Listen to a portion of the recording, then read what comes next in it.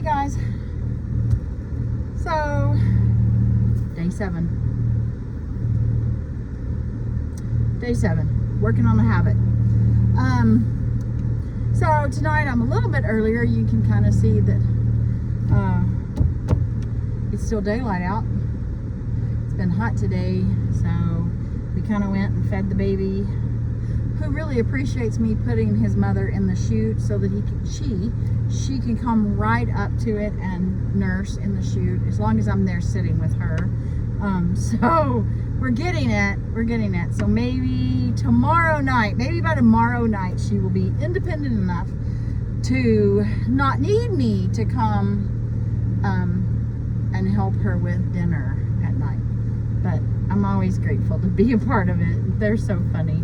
But anyway, so I got home a little early, and so I put glue on a bunch of the rocks that the kids did last week. Let me turn this off. That's probably too noisy. I'm so sorry. Anyway, so I glued a bunch of rocks. I'm going to post those pictures on the Facebook page tonight, and so y'all can see those.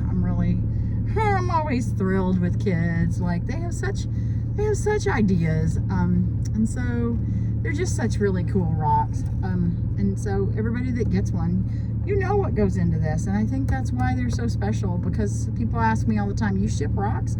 Absolutely, I ship rocks. If somebody takes the time to draw a word, draw a picture, draw some stripes, we have toddlers that love to color on those rocks, and by golly, I'm gluing those babies because those babies did them, and I'm sending them because it's about hope. It's about kindness, and you can't learn that too young.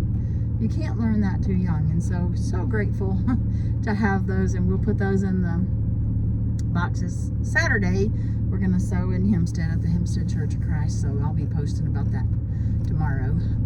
Anyway, you can see behind me, I've already got boxes to ship tomorrow. And so we're just moving and shaking. So anyway, so let's do tonight, Holy Moments. We're reading through Holy Moments. And I've got a bunch coming. Matthew Kelly was very generous and donated a bunch more. So as soon as those get here, I've had a couple of people contact me that haven't had the chance to get those. And if you need one, just holler at me. Send me a private message on Facebook. If you know me, text me. And if you want to email me, dawnc_77418@yahoo.com. But make sure you tell me this is for the Holy Moments book, because I won't remember. But anyway, so let me just read this. Tonight it's short, but it's powerful. This is the rest of your life. So let me ask you, what are you going to do with the rest of your life?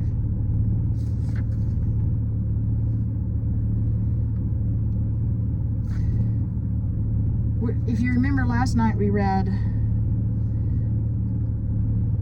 the beautiful thing about choices is you have more to make. Choices got you here, and if you don't like it here, all you need to do is start making different choices. Your choices have power. If someone had an incredible power and used it for evil, that would be a horrible thing. But what about if someone had an incredible power and didn't use it for good? There's something tragic and wrong about that too, isn't there? So that someone is you. You possess an incredible power. You can choose what is good and holy, and you can choose what is unholy and destructive. Your choices have power. And that folds right into, so let me ask you, what are you going to do with the rest of your life? More of the same? Continue to distract yourself with meaningless nonsense? Focus on what you can get? Keep dreaming about a change you know you will never make? Or are you finally, once and for all, ready to do something about the nagging dissatisfaction in your soul? You have one short life. We all waste some of it. How much are you wasting? If you're ready for a change, it only takes a handful of holy moments to flood your soul with joy and show you a new and exciting vision for the rest of your life. There's a beautiful story in Matthew's Gospel where Jesus takes Peter, James, and John up a high mountain. There he transfigured. His face shone like the sun, and his clothes became white as light. The definition of transfiguration is a complete change of appearance into a more beautiful spiritual state. Each holy moment is a mini transfiguration. Holy moments allow us to see what is possible, even if only for a fleeting moment. Each holy moment reveals who you are capable of being, and who you are capable of being is amazing. So don't let your past rob you of your future. You are more than the worst thing that has ever happened to you. God is never more than one choice away. Oof, I underline that. God is never more than one choice away. It only takes one holy moment to shift the momentum in your life in the right direction. The rest of your life is waiting for you. It will be filled with moments. Will they be holy moments or unholy moments? That choice is yours. So if I really, really dig down deep, and I would actually claim that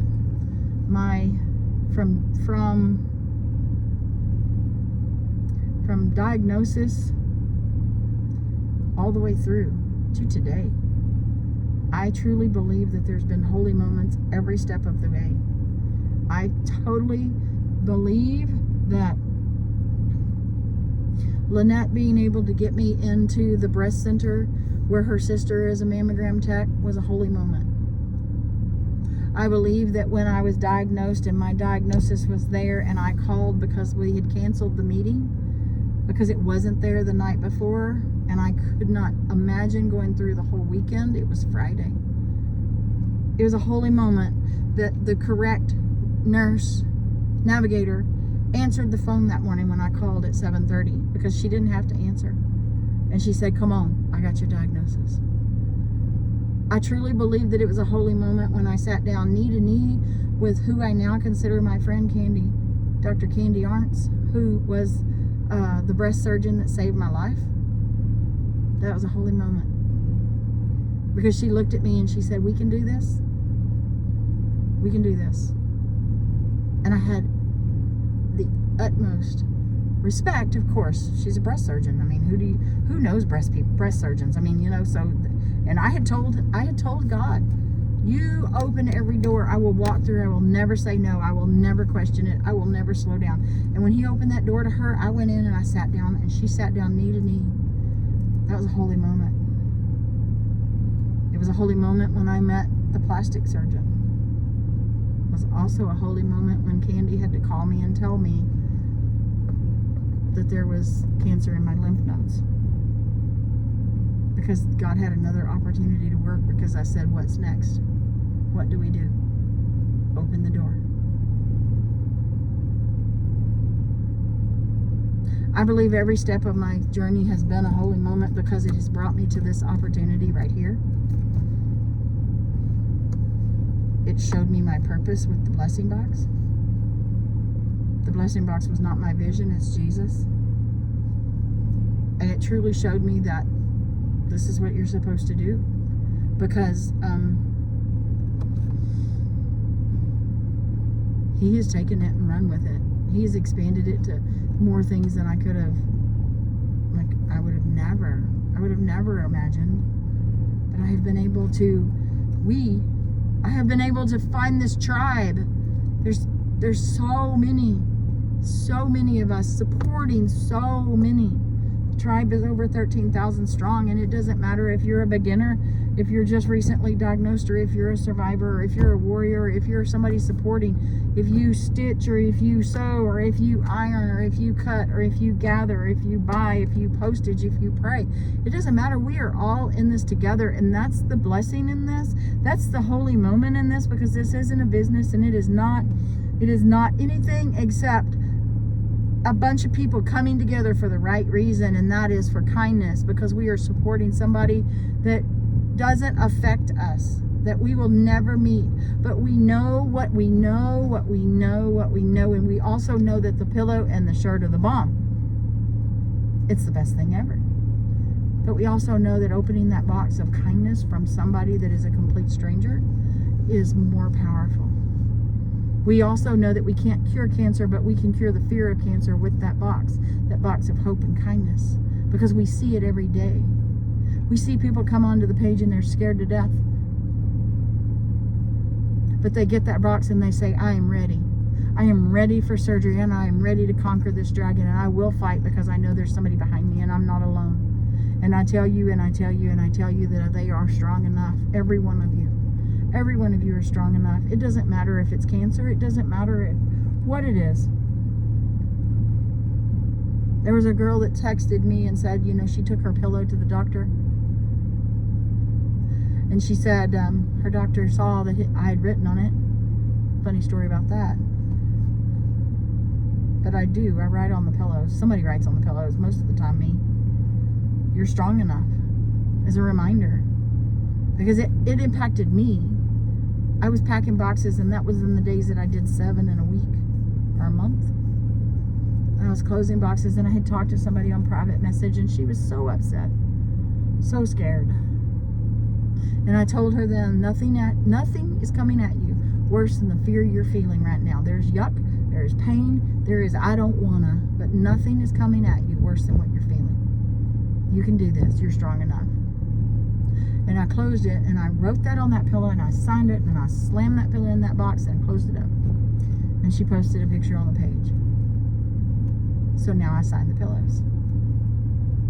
So somebody had taken their pillow to the doctor's office, and the doctor said, why did they write strong enough? Why didn't she just write you're strong? Because you're strong.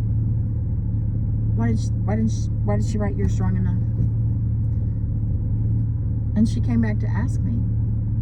And the answer to that is because you are strong enough for today. You are strong enough for the next thing you have to go through. That's all you have to be strong enough for.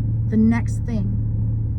You are strong enough to be able to go to bed and to pray it to bed and to pray it to Jesus and give it to Him. And you are strong enough to rest tonight, because tomorrow will come and the sun will come up, and we have to be grateful for tomorrow, and we'll choose to shine and not wane. But there's holy moments waiting in the details of our day, and by golly, you got to get up and get those holy moments.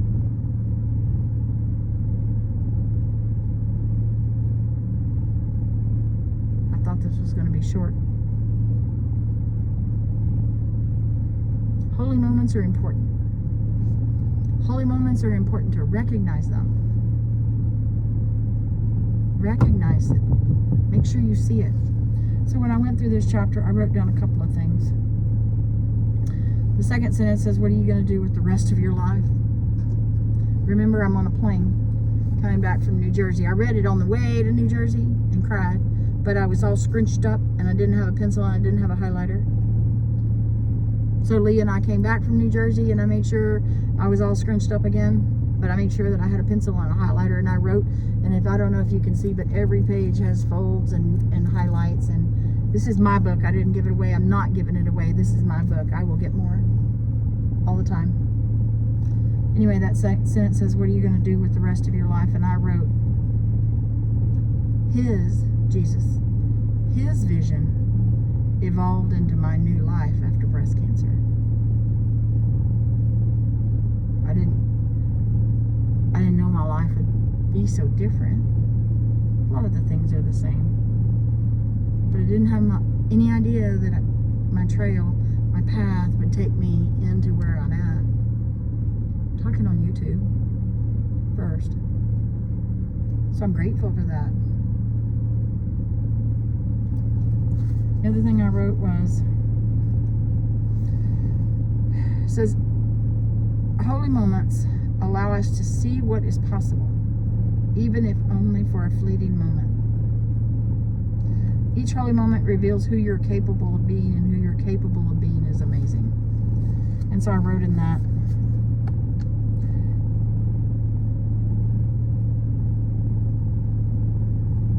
seeing holy moments, recognizing them, allows me, through the blessing box, BBP, to share true kindness with a new sister as well as the tribe. Because what we do matters. And so once people see, whether it's me or whether it's you or whether it's y'all, the tribe, I don't know who's watching, when you start showing people kindness, when you show them that you see those holy moments, one brings another, two brings four. Just imagine, we spread the footprint every day. We expand the footprint every day. And we promised Jesus we would step forward every day. Tomorrow is a new section. Holy Moments Explained.